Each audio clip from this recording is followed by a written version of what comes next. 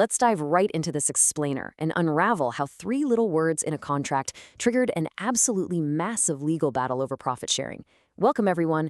Today we're looking at a fascinating case from the Philippine Supreme Court that perfectly illustrates why the fine print in any employment contract is absolutely critical.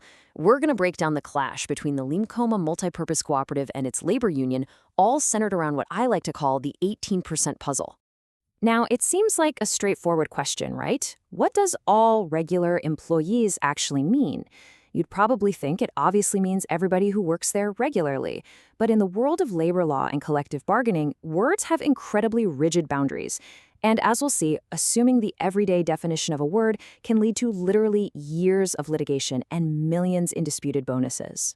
So let's get into Section 1, the 18% puzzle. We begin our mystery back in 2014.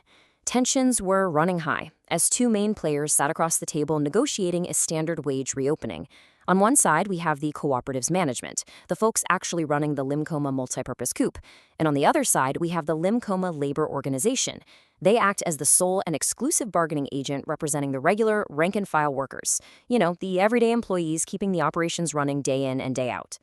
And this brings us to the core of the dispute. Section 2, Article 8 of their Collective Bargaining Agreement, or CBA. It clearly states the cooperative agrees to grant to all regular employees a profit-sharing equivalent to 18% of the net surplus. For years, the union read this and felt super confident that their hard work was securing a guaranteed 18% of the cooperative's profits exclusively for their members.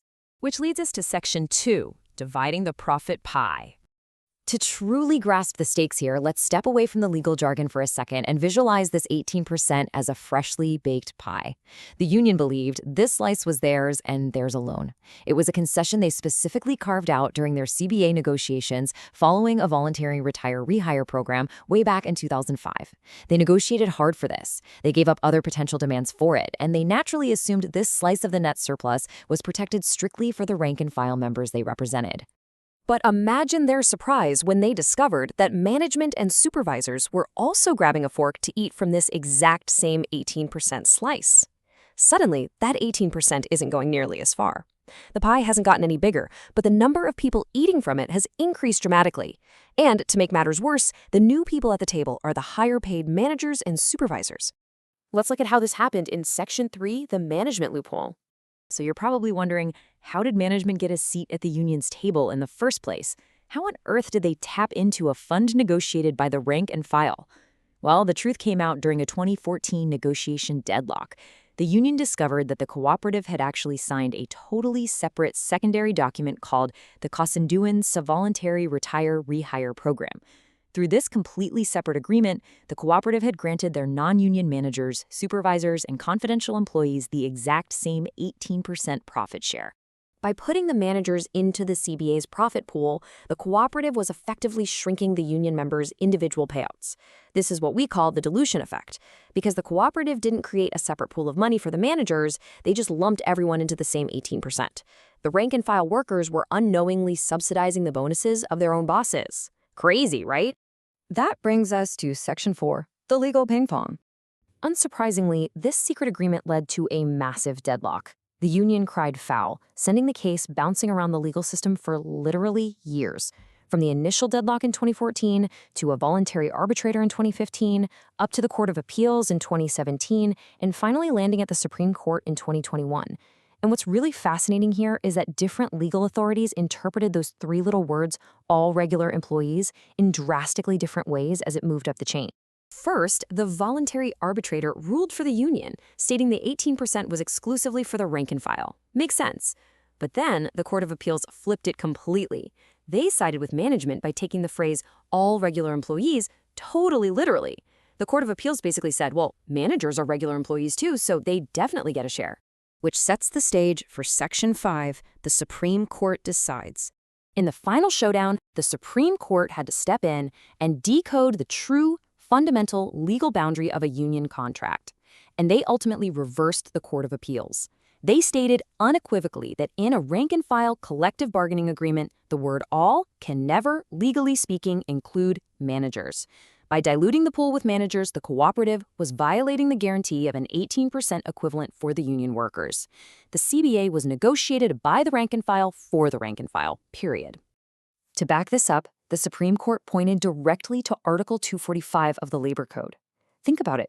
If managers are allowed to share in the concessions and bonuses obtained by a labor union through collective negotiation, it creates a severe conflict of interest. It exposes management to the temptation of colluding with the union against the cooperative itself, or vice versa. The law intentionally builds a firewall between these two groups. Furthermore, the court relied on a really crucial civil code principle. You can't just cherry-pick 3 words like all regular employees and totally ignore the rest of the document. The court noted that an entirely different section of the CBA explicitly limited the agreement's scope to rank-and-file workers only. When you read it as a complete, single document, the intent was actually crystal clear. Now, it's important to clarify that the Supreme Court didn't say managers can't get bonuses at all. Under management prerogative, the cooperative is perfectly free to give its managers an 18% bonus. But, and this is the absolute kicker, they have to bake a separate pie for them. They cannot fund management bonuses by dipping into the specific net surplus pools secured by the union. Let's wrap things up with Section 6, protecting the worker's slice. So why does all this matter to the everyday worker, and what should you take away from this explainer when looking at your own workplace agreements? It really comes down to protecting established benefits. The cooperative tried to argue that this shared pool was a long-standing practice and therefore couldn't be changed. But the court invoked the non-diminution rule. They stated that an error in contract construction, even if it had gone on for a few years, can always be corrected to protect workers' negotiated benefits from being secretly reduced. The timing here was quite literally everything, because the union acted immediately upon discovering that secret separate agreement in 2014. The cooperative couldn't use the excuse of past practice. If the union had known about it and just stayed silent for years, the outcome might have been totally different. But their vigilance prevented the cooperative from legally justifying the shrinking of the union's bonus. Ultimately, this was a massive victory for the rank and file. The Supreme Court ordered the cooperative to calculate and restore the full, undiluted 18% net surplus exclusively to the rank and file workers. This forced management to fund their supervisors' bonuses from entirely separate cooperative funds, exactly as it should have been. It just goes to show how vital specific language is. A seemingly generous phrase like all employees can actually be a sneaky loophole that drains your hard negotiated benefits. So how closely will you read the definitions in your next workplace agreement? Next time you sit down to sign a contract, make sure you know exactly who is allowed to eat from the pie. Thanks for joining me on this explainer, and keep learning.